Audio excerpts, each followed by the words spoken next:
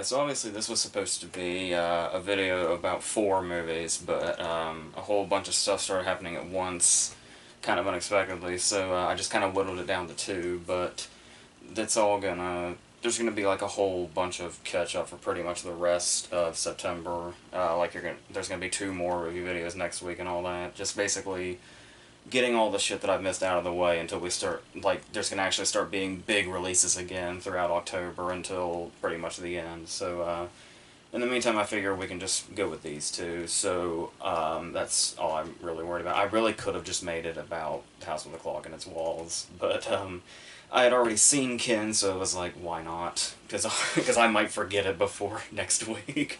So, we'll go with this. So, obviously, we're starting with The House with a Clock and its walls. The odd, highly publicized detour for the career of Eli Roth. It's one of those things where you first read it way back when the news first broke, and you almost think maybe there's a typo, or maybe the reporter made a mistake or something, but, no, this was very much something I guess he was into. His wife is even in it, who he put in Knock Knock and the Green Inferno. So it's definitely his movie. It's also definitely his movie because there's even, like, even if going in you still can't believe it's an Eli Roth movie, well, it actually comes with, I don't know if this is just a Regal thing or like a whole general thing, but that intro where basically Eli Roth and the cast thank you for seeing it in theaters and all that, that's attached to it, so it's like his face is right there, and also in his fashion, there's like a quick glimpse of the TV show that the kid likes to watch, and he has like a cameo in that also, just really briefly, that goes by. So definitely his movie, and every now and then you can kind of tell, but for the most part, it is very much this sort of kid's movie. It's actually kind of reminding me of, like, there's something a bit old-fashioned about it that I did like to start off with. Like, not only does it just kind of feel seasonal, which is nice, but also, it sort of felt like something I would have seen. Like, it's, like, there's movies you watched in your childhood that weren't exactly that great, but they do kind of give you that nostalgia feel of just going to the movies in general, and I started to think, like, I feel like I could have watched this, when I was, like, 10 or so in the theater, only instead of Jack Black, it would have been, like, Robin Williams or something. So it did kind of have that feel pretty much from beginning to end, which was nice, but it does still have those moments where it's like, the period I'm talking about would have been pre-Potter, but obviously with most people seeing this probably being like, you know, post the Potter craze, it does feel like, you know, that material light a little bit. I'm not sure exactly what came first in regards to source material. I did hear, though, that I guess huge fans of the source material are, like, really pissed off and really unhappy, because I guess this is not what that is. I didn't look too much into that, because I really don't know, but I just kind of heard vaguely something like that this is, like, way off the source material, so unfortunately I can't really make that comparison. So I just have to go on what I saw, but, it is interesting how they sort of introduce the world, because like when he's on the bus and Jack Black pretty much just materializes there, it does sort of like, there is like a Prisoner of Azkaban vibe a little bit as he arrives, and then once he gets there, there's really not much of a formal introduction to what's going on, and I'm not quite sure if I like that or not. Like, I feel like I probably should, because it's like they don't bother doing like any sort of like build up. They just sort of drop you into it, and things are just going to be the way they are. And, like, from this kid's perspective, for instance. But I don't know, it just, there's just something so, like, undeniably unceremonious about it. Like, when Jack Black's just kind of sitting in the living room, and he's, like, kind of talking to himself. He's Kate Blanchett's, like, giving him shit for something, and the kid is already out of the room doing something else. So Jack Black's just in this room by himself, just sort of, like, talking, and the chair turns and seems to respond to him and is alive. And this is the first time we see this, and they make no big deal about it whatsoever. So it's like, it sort of introduce us to this like that, when it does still seem rather big. Big in the sense of, like, the production design is, like, really off the charts. Like, it's really good. Like the design of the house just feels really big, and as we go further into what the house has in store, it just seems to get bigger and cooler. And that was a huge standout, but yeah, it did feel like we were introduced to some of the more sort of magical side of it, sort of abruptly, and kind of not that magically, whatever that means. So, but yeah, and of course, at the center of it, we do have this Jack Black performance, which is, I mean, obviously he's always going to be this magnetic presence no matter what he's doing, but it does feel like, since this is like the 50s, and he is sort of playing this certain type of character he hasn't quite yet, it's still kind of, it's welcoming because we all love Jack Black, but at the same way it's also a little bit off-putting that sometimes he doesn't seem to change, like when Colin Camp, who plays his neighbor across the street, is giving him shit for playing the saxophone at 3 in the morning. His exact response is, "Them's my best jamming hours." And it's like, that's not this character at all. That is that is Jack Black with no character in between him. So stuff like that kind of stuck out in a weird way, especially since that line's like at the very beginning, so it was kind of like jarring right away.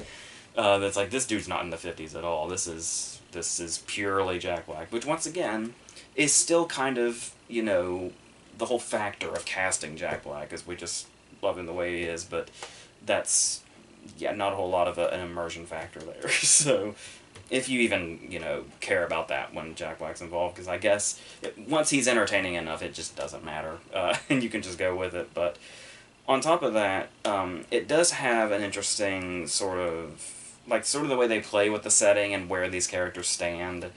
Because I talked about like the physical setting and all that, but there's also like I guess you'd call it the world building, where we have stuff like when they talk about the Grimm stories, but Kate Blanchett calls them Grimm histories and corrects the kid when he says that they're like stories. And like that's just one throwaway line that's never brought up again, but it pretty much says a lot about this world by itself and exactly where we are and what could potentially happen. But it did feel like there were those little things like that just sort of sprinkled through that make it seem like the world's bigger than what the movie's actually showing us. And when you like look back on that, it's a little disappointing that they didn't go farther than they did. I have no idea if this is a book or a series of books. Like, from a distance, you can never tell the difference with stuff like this. Like this whole fantasy stuff, if it's based on a book or a beloved book at that, I have no idea if this is a standalone story or if there's like a series or anything like that. I have no idea whatsoever. But I would imagine there is so much room to be a series, and like I said, that's what makes it feels like this movie gets a bit cut off when it could have been going in different directions. But even so, there's still, and one of the things I didn't mention, I probably should have mentioned this after the whole Jack Black thing, is the casting of Kate Blanchett is a bit interesting given who she is, the well-respected two-time Oscar winner that she is. And sure, she was like, the villain in Ragnarok and stuff like that, but here, in particular, it is like a really, not a small role by any chance, but it's just like the sort of second person that there's like her character's just kind of constantly playing second fiddle to whatever big thing Jack Black is doing, or whatever big event is happening. And every now and then she just kind of has to say like a snooty line to banter with him. She does get like one relatively, badass moment, but still, like, even so, it was like, what a strange casting choice. So it's like, and I sort of started thinking of something like Eva Green or something, but then that was basically, I think, subconscious, because it was like I was kind of getting a Miss Peregrine vibe from this also. I'm not really sure why, because they really don't seem to have that much in common, but for some reason I was just getting a huge Miss Peregrine vibe. So if you were like into that, like I was, this might be fine, where it does feel like, where it felt, you want to say a Tim Burton knockoff, but Tim Burton actually made Miss Peregrine, but it does sort of feel somewhere in that territory, like somewhere between Tim Burton and Potter, which sounds so much more exciting than it actually is, unfortunately. But yeah, but it is still, I was talking about the production design, it also is relatively well shot and well put together. Like, there's sometimes just shots like when they're in the gym, and it's the sort of to make the kid seem even more alone than he already is. It doesn't just show him like alone on the bleachers when they're picking the teams in gym class, but it's like this whole massive shot of these massive bleachers, and he's just tiny down here, and it's like shots like that that sort of drive that point home work really well. And of course, it's not without its funny moments also. Probably, to me, the funniest scene in the movie is something that's, once again, doesn't really have that much attention drawn to it, but it's the whole idea that the way Jack Black uses his magic is usually just by snapping his fingers or hitting the table or something, and they're in this diner, and they're putting all, it's the scene where they're putting all the pieces together, they're having all the epiphanies and all that, and as he's putting it together and having these epiphanies, he's like snapping his fingers and pounding the table, not realizing he's doing magic around him, which is really funny, but even so, that is kind of downplayed by the fact that the effects aren't exactly the greatest, and I think, I mean, you could maybe dismiss that and say maybe it's intentional, to sort of give it that sort of campy feel, but on the other end, I was thinking about it, and it's sort of like, this isn't really the kind of thing, like, CGI is not really the kind of thing Eli Roth has had to deal with much, and I feel like that's maybe what's coming through, because if you watch, like, you know, Hostel and Cabin Fever and The Green Inferno and all that, you'll notice how much his gore is, like, practical, or at least really, really looks practical and looks realistic, and for better or worse. So it does feel like maybe there's, like, a lack of experience in the CGI department that is what makes it seem like it's where it probably could have definitely used some polishing, but he felt like it was good to go. So that sort of comes through, like the chair and like the octopus and stuff like that. It does seem like that stuff does not really, like, I mean, obviously you're going to have this fantastical element, but there does have to be a bit of, you have to feel like those things are actually there, is the key to that, obviously.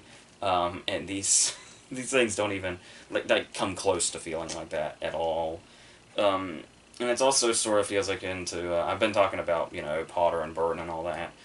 Once again, maybe it's a subconscious thing because Jack Black's in it, but there's definitely a vibe of, not necessarily Goosebumps, like the books or the show, but definitely the movie he was in a few years ago.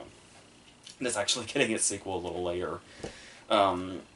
There's definitely a vibe. I was actually just talking to somebody recently who said that when they would see the TV spots, they would confuse the two. But I don't think Jack Black is physically in the second Goosebumps, so that's going to clear it up, hopefully. Or people are going to see TV spots for this, and then not see this, and go see the Goosebumps sequel and be disappointed that Jack Black's not physically in it. So, there's that. But anyway, we are getting sidetracked. There is another plot here involving a villain, and the villain is, well, this is revealed kind of late, but I really don't think it's a spoiler. It's just kind of the plot. It's just the plot happens late. The villain is a zombie Kyle MacLachlan, more or less. I mean, zombie may be pushing it, but that's basically what he is. It's and it's involving what the clock is, but I mean, it goes in a slightly different direction as you might be thinking, but I mean, yeah, the clock is probably what you think it is if you took one guess. So, and that's basically, the plot does feel like, it feels like they're trying to really heavy the plot a little bit, but at the same time, somehow, it feels like the plot is pretty paper thin, too. Where it's like they have a paper thin plot, they just kind of keep trying to add to it, but really it doesn't really expand on it, it's just adding things that happen to the movie, if that makes any sense.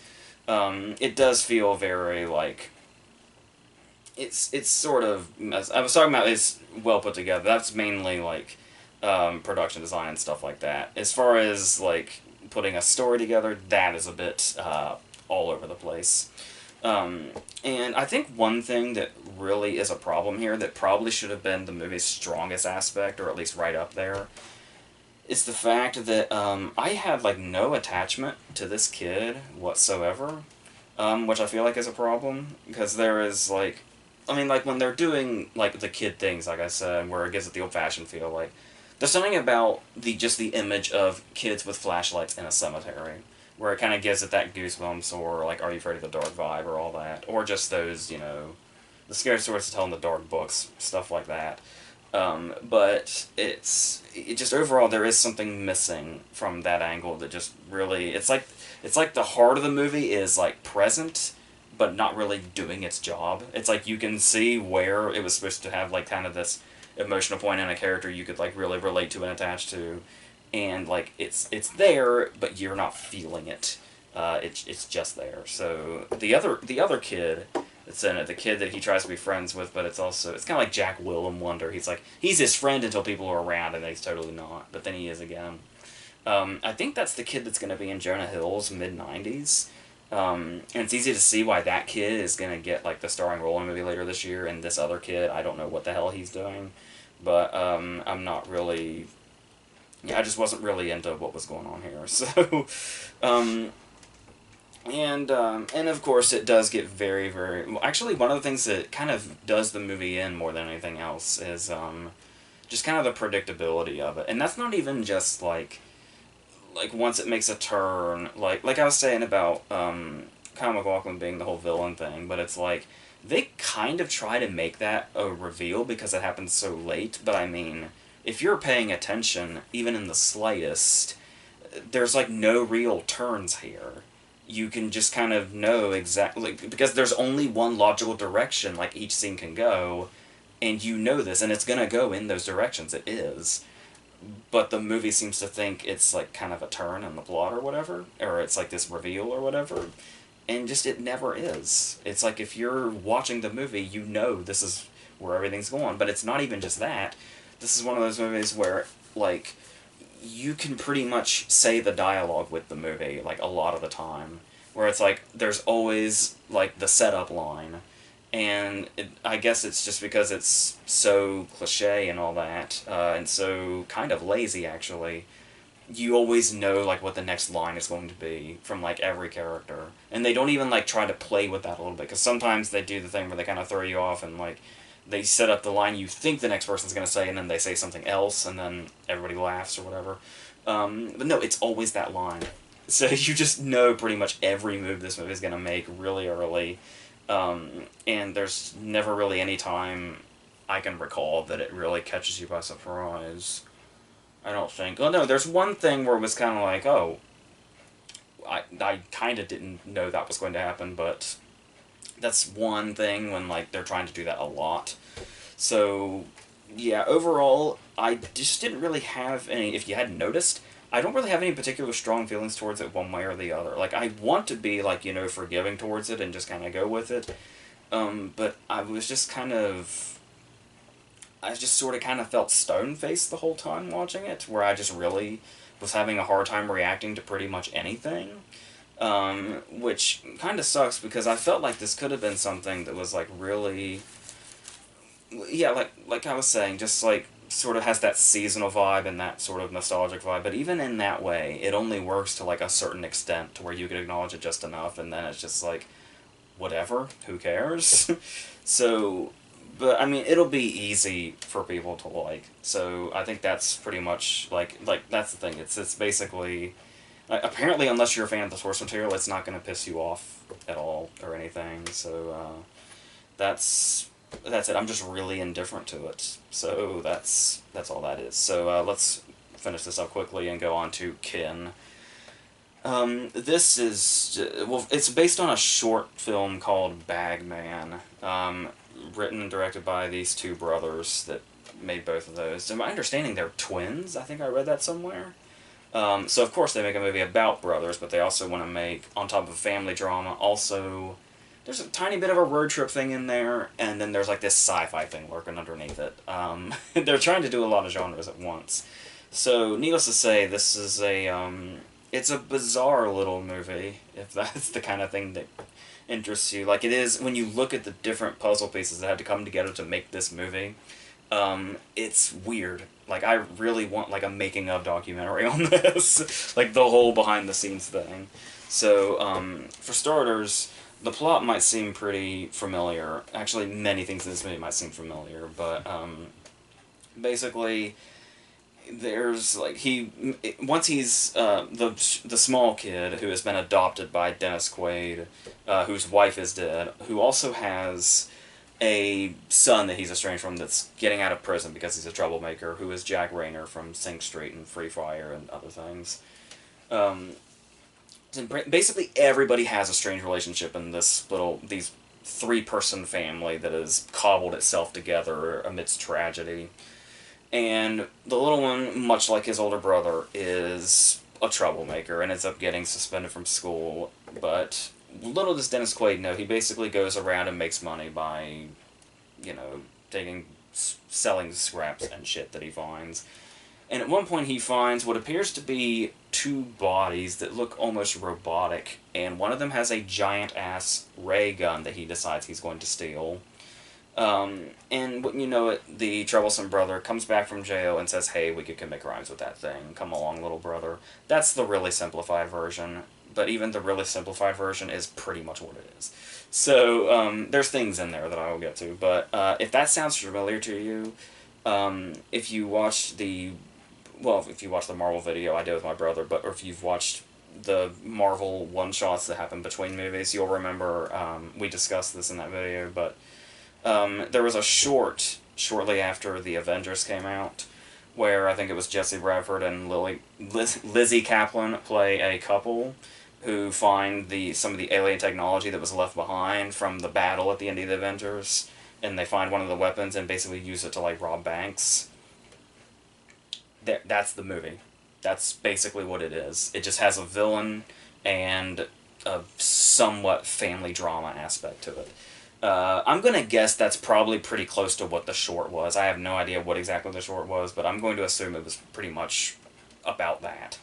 So, so it's like, it's simple, but at the same time it's like almost too simple, the whole story, because it's like, you feel like there should be a whole lot going on here, because if you've got this whole science fiction thing underneath it, because on top of, once they have the gun, they're also being pursued by two people that look like those, like, robotic-esque bodies that were laying there. So it's like, okay, clearly that's, like, their gun and they want it, so they're going to track them down and find it. And they can track him because that's how the gun works, whatever. So, with that being said, that's, like, it. That's all there is to it. And you would think this would, like, go off in other directions, or maybe these, robot-esque people would get more screen time, and we'll see how they interact while being on Earth, assuming they're from another place. I really don't know, even after having watched it exactly, but no, it's pretty much just they go around, they might commit a crime here or there, they pick up Zoe Kravitz. They're being chased by the villain.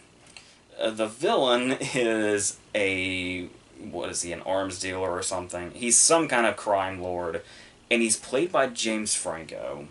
James Franco, who seems to have adopted Danny McBride's hairstylist while he was at it. And he is this dude. He's the most interesting character in the movie by far. And, like, I'd watch a whole movie about this dude probably, but he's got this little setup, and he's got, like, a few dudes with him. He's got, like, an entourage. But, like, he's got enough of a command over them that he's almost got, like, a humiliating command over them, because one of the guys has apparently crossed him or something, and he actually has the stand-in-the-corner method with his guys. And I think there's, like, an intentionally comedic aspect to that, but still, it's just this really weird, bizarre intro, but that's not even the whole thing. Because there's also, weirdly enough, you almost want to say, like, it's too cheesy, or he's being too over the top, or whatever, but there's actually, like, some genuine moments that Franco has in this.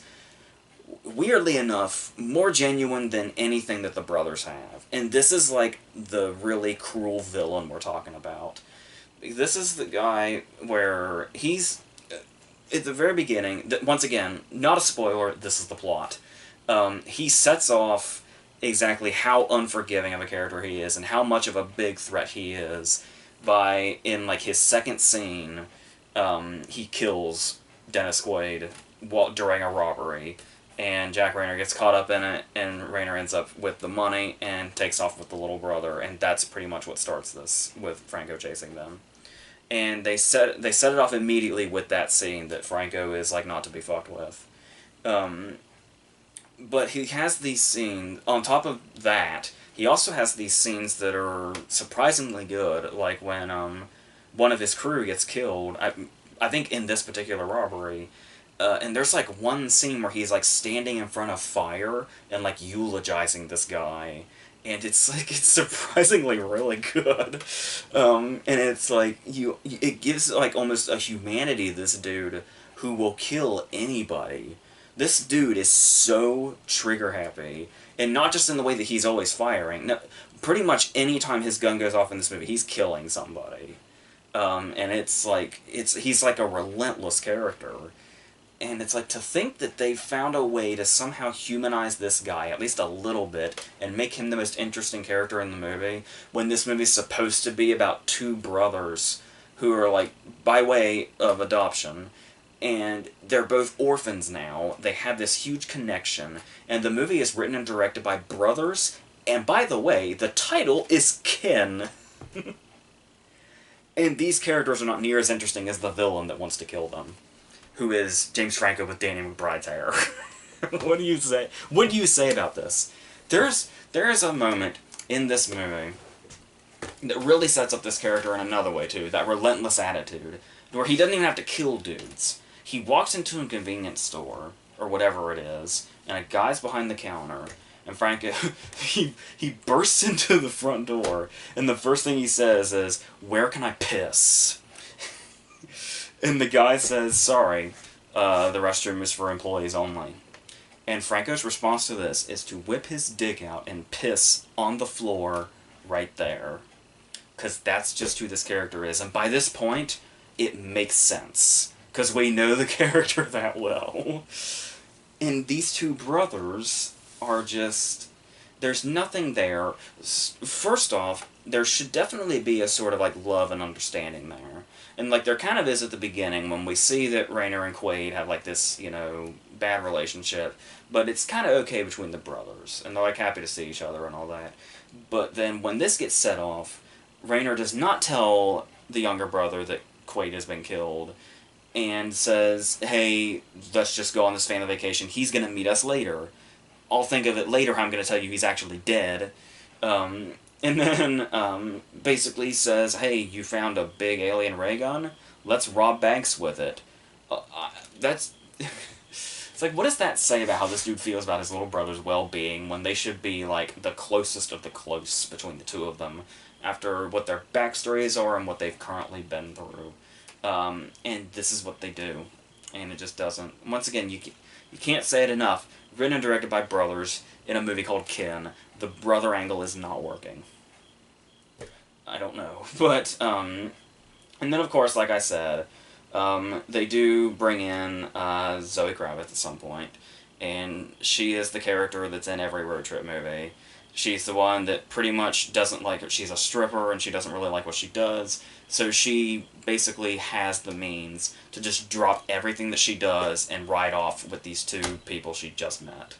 That apparently get into fights very easily, because that's how this whole thing started off. And she was just like, "Bam, I'm going with you."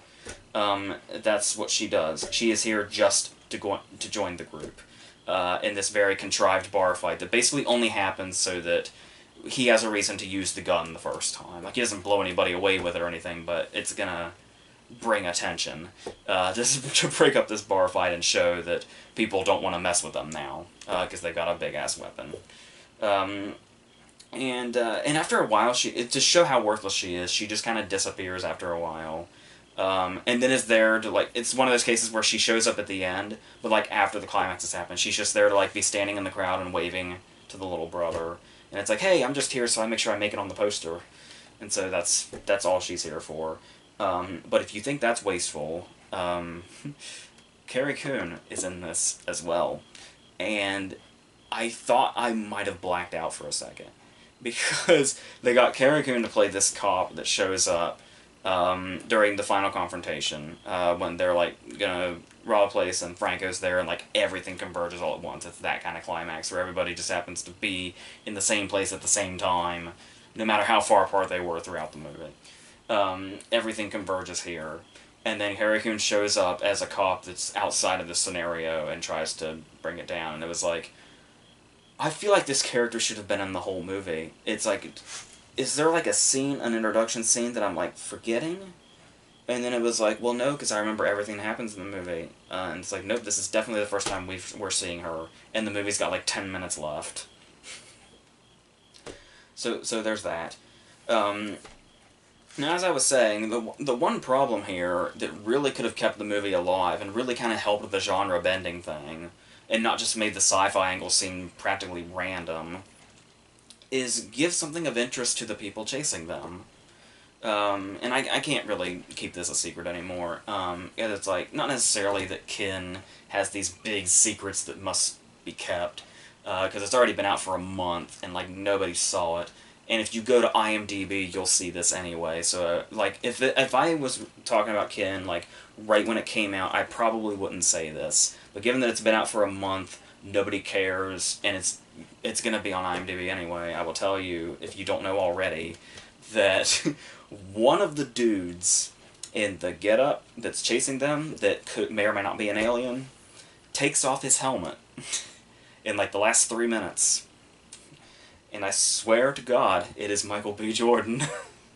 Michael B. Jordan has 2 minutes of screen time at the very end of this movie. And it's hardly for a purpose. It sets up something to show that basically the world that's been built in this movie is bigger than we ever imagined.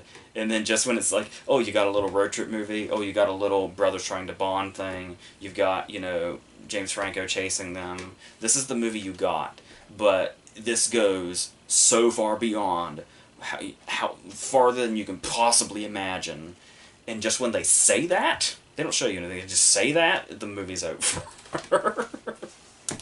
So, I don't know how people want to take that. So, if I were to say this movie's underdeveloped, that's clearly an understatement. But you also have, like, the fact that this is based on a short.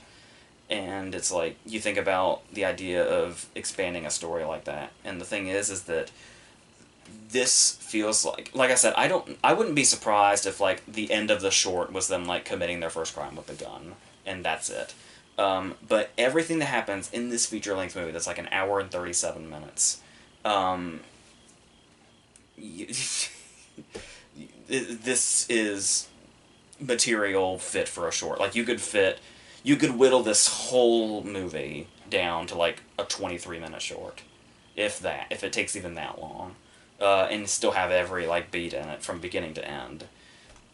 So I don't know. That's however you want to take that. I mean, like, talking about it is a bit frustrating, and it makes you really realize just how stupid it all is, and how, like, just very bare bones it seems for what it was trying to do, and just how much it totally missed the whole brother angle, which was, like, the whole point. But I don't know. I think, for me, the Franco stuff was just really keeping it alive, like, to a big degree. Like, it's kind of crazy. And like I said, I don't know if it's because it was like a train wreck I can take my eyes off of, or what, but I said there are a couple of moments where it is like he's genuinely good in it. It's like, it's a genuinely interesting character. But yeah, I don't know what the hell they were trying to do, putting all this stuff in the same movie. It just does not fit, does not add up, does nothing. So yeah, so this was underwhelming. I think this is why it took me so long to get motivated to even do this video, because it was just going to be so, who gives a fuck? So, do have, I'm literally about to turn the camera off just to turn it right back on to do the verses. So, there is going to be that. And then, like I said, next couple of videos are just going to be like a shitload of catch up unless something major happens. And, Hold the Dark, the Jeffrey Wright Netflix movie by the guy that did Blue Ruin and Green Room, that should be on there as well. So And then, like I said, when October comes around, we'll get back into the big releases again, and Oscar movies and all that fun stuff. So, and our next prediction video should be really soon. I vaguely talked about that with Owen recently, but it's gonna have to be like in the next week or so, or we're gonna run out of time. So, yeah, no reason to stress this out any longer. That's all.